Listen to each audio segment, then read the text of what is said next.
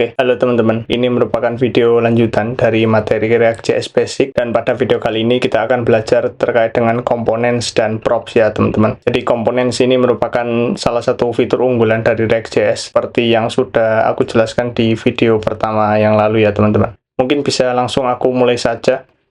Kalian bisa buka text editornya, kemudian jangan lupa npm run dev untuk menjalankan React.js-nya. Kalian bisa buka di localhost 5173 seperti biasanya. Sekarang bagaimana cara membuat components? Caranya cukup mudah ya teman-teman. Biasanya best practice-nya di React.js itu cara membuat components-nya yakni di src. Itu kita akan membuat folder yang bernama components. Nama folder ini sebenarnya tidak harus components. Ini bisa kalian custom sesuka kalian. Jadi tidak ada batasan dengan nama foldernya. Kemudian kita bisa new file untuk membuat components-nya. Contohnya kali ini kita akan membuat components untuk card gitu ya. Pastikan huruf depannya itu besar ya teman-teman kalau ingin membuat components. Dan kali ini aku akan mencontohkan dengan membuat components card JSX. Setelah file berhasil dibuat, jika kalian sudah menggunakan ekstensi yang kemarin, yakni ES7+, di bagian sini, ini pastikan punya teman-teman sudah enable ya. Kalau sudah, kalian bisa membuat seperti ini. Raf-C, kemudian enter. Nanti akan langsung dibuatkan strukturnya mulai dari variabelnya, kemudian arrow function-nya, kemudian di sini juga ada return-nya. Untuk contoh card kali ini, aku akan bikin H2, ini judul card. Kemudian bikin description sederhana, di sini pakai lorem saja. Seperti ini ya teman-teman. Bisa kalian save, kemudian ketika kalian buka kembali ke browsernya, maka di sini tidak akan tampil apa-apa. Itu wajar karena di dalam app-nya kalian belum memanggil komponen card-nya. Kemudian pertanyaannya bagaimana cara kalian mengambil card-nya atau gimana cara menampilkan card-nya. Kalian bisa kembali ke app, kemudian aku taruh di bawah hello world. Kalian gunakan simbol kurang dari, kemudian pastikan huruf depannya besar, yakni card. Nah, di sini kalian jangan lupa enter juga ya. Kalau tidak di enter, maka dia tidak akan ke import gitu. Di sini aku enter, maka akan muncul di atas import card from folder components yang di dalamnya ada file card. Setelahnya jangan lupa tutupnya dengan cara slash simbol lebih dari, dan bisa di save. Buka di browsernya, maka harusnya sudah tampil. Ini judul card, kemudian ini deskripsinya.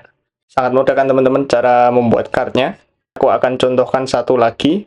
Aku akan membuat components navbar. Pastikan huruf depannya besar, kemudian JSX. Setelah itu raf-C di enter. Setelah di sini, karena ini aku mau buat nav, jadi div di atas akan aku rubah menjadi nav. Di bawahnya mungkin aku akan kasih gini, logo. Kemudian ada div satu kali lagi, ini bagian menu. Contoh menunya menggunakan A terlebih dahulu. Di sini ahref, beranda, aku bisa duplikat.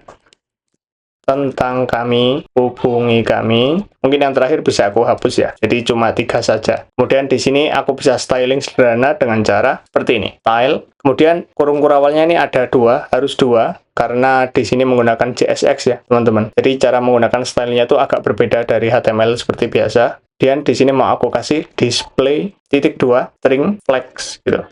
Di sini terlihat berbeda ya teman-teman.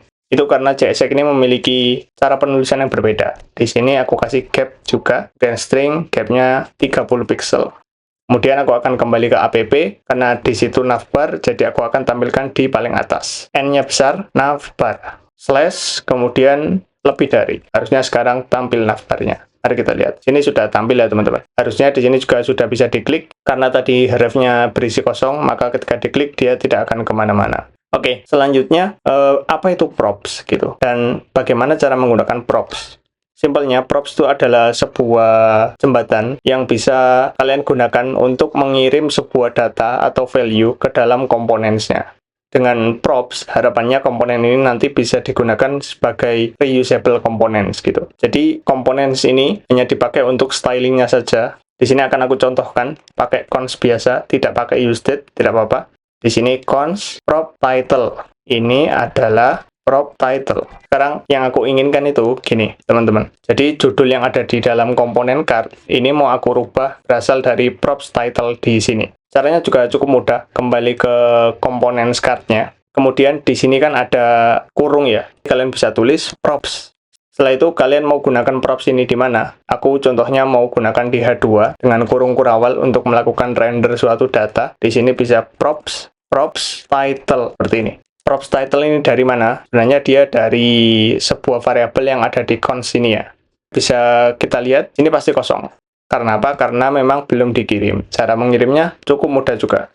Komponen card sebelum dari slash itu kalian bisa panggil gini, props title sama dengan kurung kurawal apa yang mau dikirim, props title, seperti ini. Harusnya sekarang datanya sudah tampil di bagian sini. Nah, ini sudah tampil kan teman-teman, ini props title. Dia itu sebenarnya datanya berasal dari variabel sini. Contohnya di sini aku tambahin 1, 2, 3, harusnya di sana juga berubah 1, 2, 3, meskipun aku tidak merubah dari cardnya. Aku bisa contohkan satu lagi di sini, const props description sama dengan string, kemudian ini adalah sebuah description. Kemudian cara mengirimnya, props description sama dengan kurung kurawal props description. Kemudian cara menampilkannya bagaimana? Kembali ke komponennya yang kalian kirim propsnya. Di bagian div sini, ini mau aku rubah dari props description, caranya gini, props sama persis, kemudian titik, apa namanya, props description. Harusnya sekarang sudah tampil. Mari kita lihat. Nah, sudah tampil kan teman-teman? Cukup mudah kan cara menampilkan data berdasarkan dari props? Nah, ini adalah cara pertama untuk menampilkan props. Kemudian selanjutnya akan aku tunjukkan cara keduanya untuk mengirim propsnya dengan cara menggunakan kurung kurawal di bagian kurung sini. Aku akan contohkan di dalam navbar di bagian sini ya teman-teman. Aku akan buat variabel terlebih dahulu, const nav logo sama dengan ini logo dari props. Kemudian aku buat satu lagi sebagai contoh saja, nav button. Aku kasih seperti ini dulu ya teman-teman sebagai contoh. Ini sebuah button. Nah, di bagian navbar ini kalian harus mendefinisikan terlebih dahulu value apa yang mau kalian kirim. Jadi bisa masuk ke navbar, kemudian di kurung atas ini itu tidak menggunakan prop seperti ini ya teman-teman, tapi menggunakan kurung kurawal. Namanya bebas. Di sini aku kasih nama contohnya logo, koma, navbar. Kenapa aku menggunakan koma? Karena aku ingin ada dua data yang nanti dikirimin ya. Kemudian di bagian logo, aku akan tampilkan di bagian sini. Kurung kurawal, kemudian logo. Navbar ini mungkin namanya jangan navbar ya, karena tadi button sepertinya. Di sini aku namain button. Kemudian sebagai contoh di sini aku akan buat button yang aku isi kurung kurawal button. Setelah sudah didefinisikan di dalam komponen navbar untuk propsnya, aku bisa kembali ke app.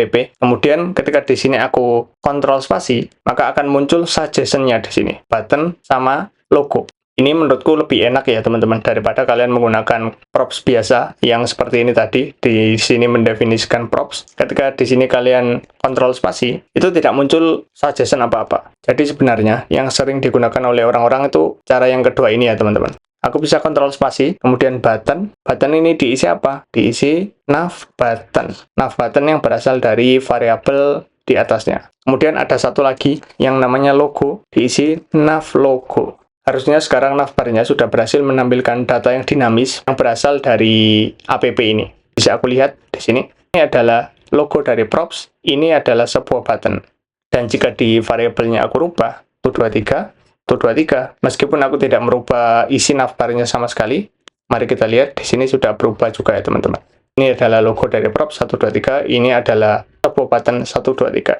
Harusnya sekarang teman-teman sudah bisa untuk pelajari apa itu components dan apa itu props. Pada bagian props kalian juga sudah mengerti dua teknik bagaimana cara untuk mengirim props dan cara props biasa atau dengan cara props yang kedua menggunakan kurung kurawal. Kalau aku merekomendasikan teman-teman kalian bisa gunakan cara kedua tadi ya teman-teman, karena ini lebih enak juga nanti ke depannya jika sudah bermain dengan data, bermain dengan API.